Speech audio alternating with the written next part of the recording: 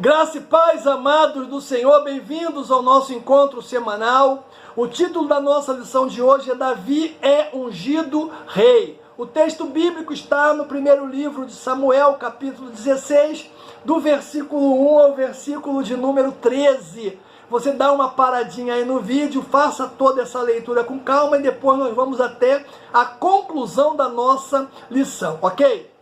Eu vou ler o versículo de número 1 que diz assim: Então disse o Senhor a Samuel: Até quando terás dó de Saul, havendo eu rejeitado, para que não reine sobre Israel? Enche o teu vaso de azeite e vem, enviar-te-ei Jessé, o belemita, porque dentre os seus filhos me tenho provido de um rei, palavra do Senhor. Nós temos três objetivos hoje, amados. Primeiro é apresentar a unção de Davi como rei.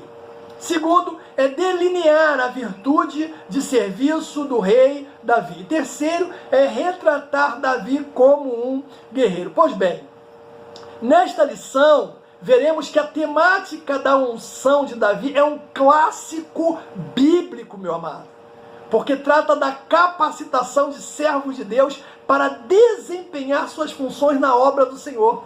A unção do rei Davi, por intermédio de Samuel, é uma declaração da escolha divina para cumprir os seus propósitos. Aí nós temos o primeiro tópico da nossa lição, que é Davi, o rei ungido. E aí nós temos que dar uma paradinha para ver o significado, e o propósito da unção. Pois bem, o óleo, um dos itens obrigatórios da nossa cozinha, também aparece nos relatos bíblicos de Gênesis a Apocalipse. O bálsamo e o azeite eram os tipos principais, sendo usado nas ofertas, na alimentação, como cosmético, medicamento, combustível para a iluminação, na unção de enfermos e consagração de pessoas e utensílios do templo. A abundância do azeite sempre foi sinal de bênção.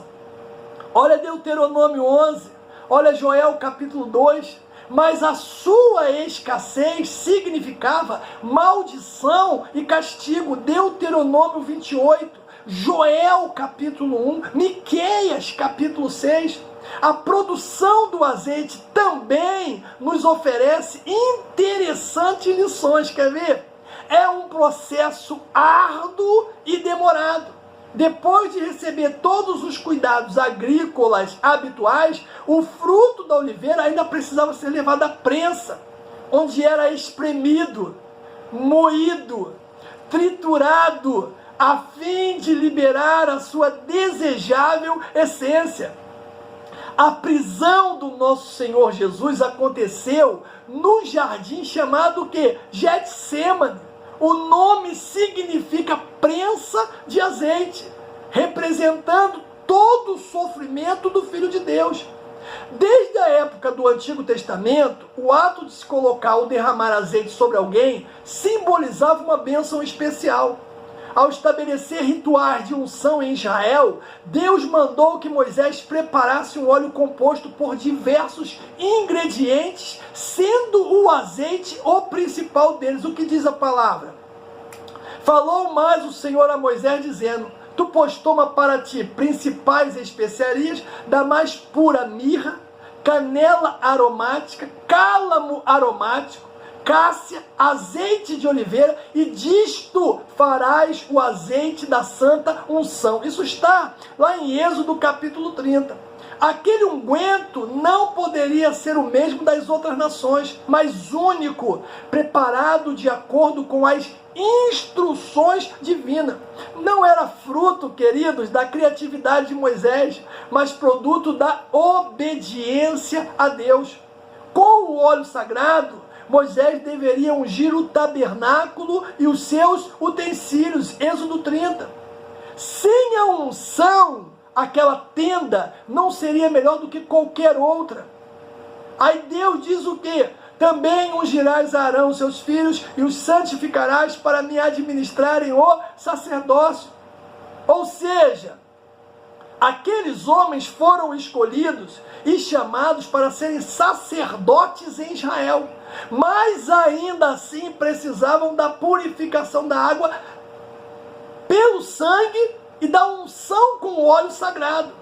A linhagem e as habilidades seriam inúteis sem a unção. Olha Levítico 8, olha Levítico 21.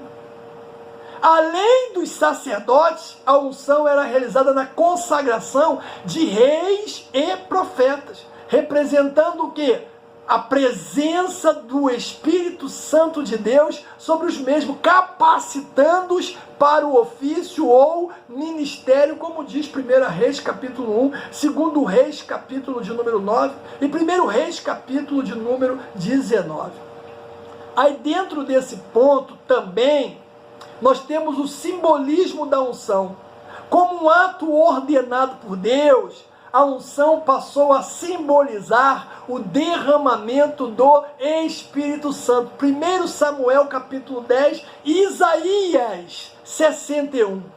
A relação simbólica entre o óleo ou azeite e o Espírito Santo fica evidente no texto de Isaías. O que diz o texto de Isaías? Esse é um clássico, né? O Espírito do Senhor Deus está sobre mim, porque me ungiu para pregar boas novas aos mansos, enviou-me a restaurar os contritos de coração, a proclamar liberdade aos cativos, a abertura de prisão aos presos, a apregoar o ano aceitável do Senhor, o dia da vingança do nosso Deus, a consolar todos os tristes, a ordenar acerca dos tristes de Sião, que lhe dê glória em vez de cinza, óleo de gozo em vez de tristeza, vestes de louvor em vez de espírito angustiado, a fim de que se chame árvore de justiça, plantações do Senhor, e para que ele seja glorificado. Isaías 61, do 1 ao 3. Amados, assim como não se pode segurar o óleo com a mão sem que ele escorra, devemos permitir que o Espírito Santo de Deus flua em nós. Ele nos impulsiona, nos conduz. O seu Espírito, ou o poder do seu Espírito, faz de nós testemunhas em movimento, até onde? Os confins da terra, como diz Atos capítulo 1. Agora preste atenção, a unção sempre está relacionada a um propósito. E esse propósito está resumido aí em Isaías 61, versículo 3. Para que ele seja glorificado. A unção não é um fim em si mesmo. Assim como não usamos azeite como enfeite, o propósito é de Deus e não nosso. Então, tentar usar a unção para obter riqueza, fama, vanglória, seria como jogar ao lixo o óleo sagrado. Deus não unge o egoísmo. A unção nos leva ao encontro do nosso próximo. Para quê? Para que ele seja evangelizado, para que ele seja liberto, para que ele seja curado e para que ele seja salvo. O termo machar, né, do Antigo Testamento, que no Novo é crio, refere-se à unção do Messias que viria. Salmo 45 e Daniel, né, capítulo 9. Assim, o Novo Testamento mostra que a unção estava sobre Jesus. Lucas, capítulo 4. Pedro faz menção dessa unção sobre o Filho de Deus. Atos, capítulo de número 10. E Paulo vai descrever essa mesma unção sobre os cristãos. 1 Coríntios capítulo de número 1. A unção do Antigo Testamento destina-se à separação de alguém que está relacionado a Cristo como Filho de Deus e Salvador do mundo. E aos cristãos, no sentido de dotar-nos de poder para testemunhar as verdades do Evangelho. Foi o que aconteceu em Atos dos Apóstolos capítulo 1, versículo 8. A verdadeira unção, ela é decente, ordeira, e tem como alvo a glória de Deus e a expansão do reino. Agora preste atenção numa coisa, amados. A palavra de Deus não fala de muitas unções espirituais sobre os cristãos. E eu não me refiro agora à unção com óleo para curar. tá? Não estou me referindo a essa unção, não. Agora, não temos na Bíblia uma transmissão de unção, como se pudesse buscar a unção de Moisés, a unção de Ezequias, a unção de Elias. O que Deus nos oferece é apenas a unção do Espírito Santo de Deus, e essa é suficiente. Também não temos uma unção para profetizar e outra para expulsar demônios. Eu estou vendo muita coisa estranha nesses últimos dias.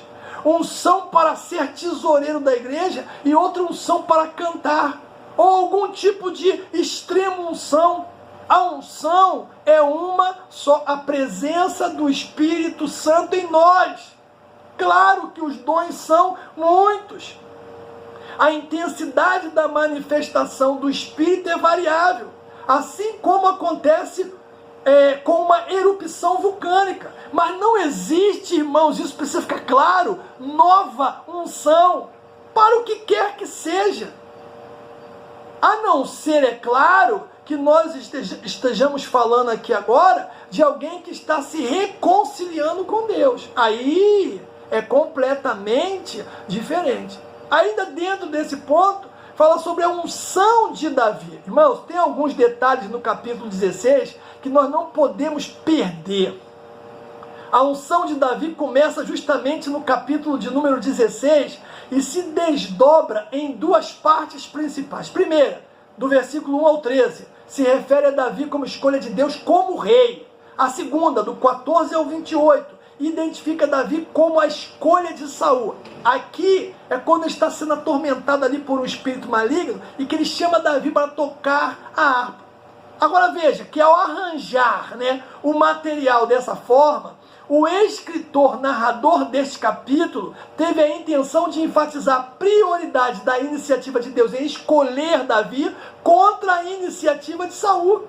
Também ressalta as diferenças que levaram ao reinado de Saul e de Davi. A princípio, escute, o povo requisitou e escolheu Saul, enquanto Deus buscou e escolheu Davi. A iniciativa de Deus em selecionar Davi é testemunhada no falar do Senhor a Samuel no versículo de número 1. Olha aí o versículo 1. Embora Samuel possa ter lamentado a rejeição de Saul, o Senhor estava olhando para o futuro diante. O Senhor rejeitou a Saul, assim como o povo rejeitou ao Senhor anteriormente quando pediram rei. E ele instruiu a Samuel a fazer o quê? A encher a sua aljava de azeite e ir à casa de Jessé em Belém. Agora olha isso. Diferentemente do capítulo 15, que enfatiza ouvir e obedecer quando fala de Saul, no capítulo 16 a palavra é ver. O Senhor disse a Samuel que tinha visto, ou seja, provido, escolhido um rei dentre os filhos de Jessé. Aí, irmãos, Samuel, é claro, teve medo, ficou preocupado no que Saul faria se descobrisse, mas mesmo assim ele obedece à voz do Senhor, vai até a casa de Jessé, chega ali, é apresentado aos seus filhos, o número de filhos termina, e Samuel pergunta se existe mais algum. Você conhece essa história? O pai diz que tem um menor que está cuidando das ovelhas, e Samuel manda buscá-lo. Quando Davi entra em casa, no momento em que ele pisa na sala, que Samuel o vê, Samuel descobre que aquele era o escolhido do Senhor. E ali, na presença dos seus irmãos, Samuel unge Davi. Isso é muito bacana. Enquanto eu estava pensando nesse texto, estudando essa lição, eu comecei a pensar nos princípios da escolha de Deus. Irmãos, escute o que eu vou falar. Nesse caso, da unção de Davi, eu quero destacar 3 verdades. Mas antes de entrar nos princípios da escolha de Deus, deixa eu dizer algo aqui importantíssimo. Primeiro, olha só, Deus está buscando, como na época de Davi, um homem segundo o seu coração. E de repente eu estou falando justamente com esse homem. Pense nisso. Agora, a respeito dos princípios da escolha de Deus, vamos lá. Primeiro, a escolha que Deus faz de um homem é contrária à razão humana. Sabe por quê? Ninguém envolvido no drama daquele dia em Belém teria adivinhado que Davi, entre todos da sua família, seria o escolhido de Deus. Os irmãos o desprezavam. Para a família, ele era apenas o rapaz que apacentava as ovelhas. Até mesmo o pai de Davi o chamou de menor, né? 1 Samuel 16:11. Acho que é isso, menor. E a palavra usada nessa conexão, meu irmão, me permita, em minha opinião, sugere algo diferente de mera mocidade. Significa que ele era inferior na opinião do seu pai. Tanto que nem incluído na família ele foi. Meu amado, a escolha de Deus é contrária a isso tudo. Segundo, a escolha de Deus está condicionada à resposta do coração do homem. Como era o coração de Davi? É só olhar o Salmo 23, você vai ver ali, ó, a ressonância magnética do coração de Davi.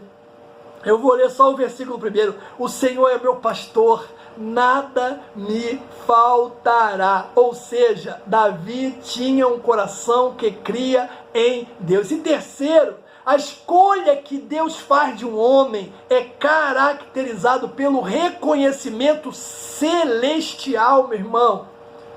Não podemos conhecer o coração de ninguém, mas há certas evidências pelas quais um homem a quem Deus escolhe se torna conhecido, porque o céu lhe concede certas qualidades que vão o distinguir dos demais.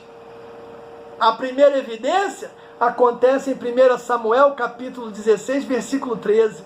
No momento em que Samuel pega o azeite e derrama sobre a cabeça de Davi, amados, o azeite era o sinal visível de que o Espírito Santo do Senhor, a partir daquele momento, naquele dia, estava com Davi, com um poder muito forte. Esse era o reconhecimento do céu. Aí nós temos o segundo tópico, Davi, o rei que era servo. Irmãos, a unção de Deus não tira nossa atitude de servo. Davi, sendo ungido, não abandonou a posição de servo e fez isso até que chegasse o momento de assumir o trono. Sua atitude de servo foi estrategicamente para que Deus o colocasse na corte de Saul, local aonde os planos divinos seriam executados. No relato do encontro, de Davi com Saul, deve-se entender que tais acontecimentos não se segue uma ordem cronológica. Porém, todavia, entretanto, o mais importante é vislumbrar a promessa divina em curso. Davi crescia, enquanto Saul descrescia. Aí nós temos dentro do segundo tópico, também o Espírito do Senhor que se retira de Saul. Irmãos, diz a palavra, que o Espírito de Deus se afastou de Saul. Este, por sua vez, passou a ser atormentado por um espírito mau que ali estava por expressa permissão de Deus. E aí nós temos que dar uma paradinha aqui, irmãos? Para tentar desembolar esse mistério. No lugar, diz a palavra, do Espírito do Senhor, o Senhor enviou um espírito mau para atormentar Saul. A ideia que o Senhor enviaria um espírito mau para atormentar Saul pode ser difícil, ou estranho para um novo convertido, para um leitor moderno. Porém, deve-se ter em mente que a história bíblica raramente atribui causa secundária a um fenômeno em particular.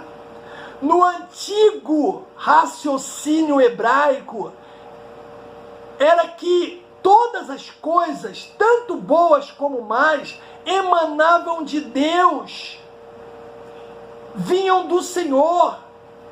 Todavia, isso não absorve, é claro, Saul da responsabilidade pelo seu próprio comportamento. E foi justamente a desobediência que causou um buraco em seu relacionamento com o Senhor. Ao mesmo tempo, o espírito maligno pode também ser entendido como uma doença ou enfermidade. No caso de Saul, isso pode até estar relacionado com os seus problemas emocionais e psicológicos.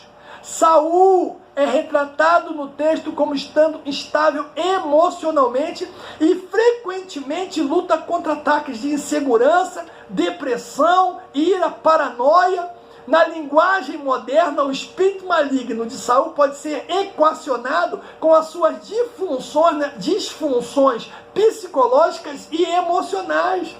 O espírito que atormentava Saul, todavia, providenciou uma ocasião para que Davi se associasse à corte de Saul. É o que diz a palavra do Senhor, né? Tudo coopera para o bem daqueles que amam a Deus. A presença de Davi no palácio de Saul tinha a intenção de ser um remédio para o espírito perturbado, para acalmar essa profunda melancolia na alma do rei Saul. Aí Davi é convidado a ser levado à corte pela graça de Deus e pelas suas virtudes, porque diz a palavra do Senhor que ele tinha boa aparência, que ele era talentoso, tinha capacidade de aprender e compreender, era bom guerreiro e, acima de tudo isso, a Bíblia diz que o Senhor era com ele.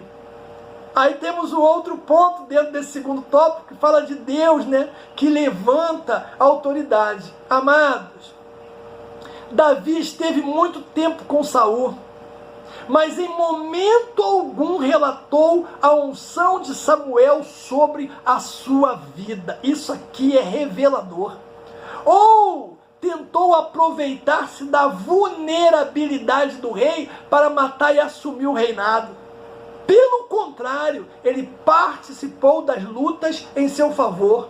Só no momento certo é que foi aclamado rei. É Deus que levanta e dá a autoridade. Deus pode levar crentes a grandes postos. Entretanto, é preciso aprender a servir, ter atitude de servo, pois esse foi o maior exemplo que Jesus Cristo nos deixou: servir a todos. Existem atitudes que revelam um verdadeiro servo de Cristo. Jesus chamou os seus discípulos e disse assim: olha, vocês sabem que os governantes das nações as dominam, e as pessoas importantes exercem poder sobre elas. Não será assim entre vós, pelo contrário. Quem quiser tornar-se importante entre vocês, deverá ser servo. Quem quiser ser o primeiro, deverá ser escravo. Como o Filho do Homem, que não veio para ser servido, mas para servir e dar a sua vida em resgate de muitos. Mateus capítulo 20. Ou seja, no reino de Deus, a grandeza não será medida pela autoridade sobre as pessoas, mas pela humildade e serviço a elas. A serventia não deve ser algo que fazemos, deve ser algo que somos. Eu tenho que ser servo, isso tem que estar no meu espírito. E aí eu sou levado a ter um comprometimento com os princípios de Deus para o serviço, que às vezes exige o quê? Muito sacrifício. Então, o servo de Deus, ele serve com alegria, Salmo 100.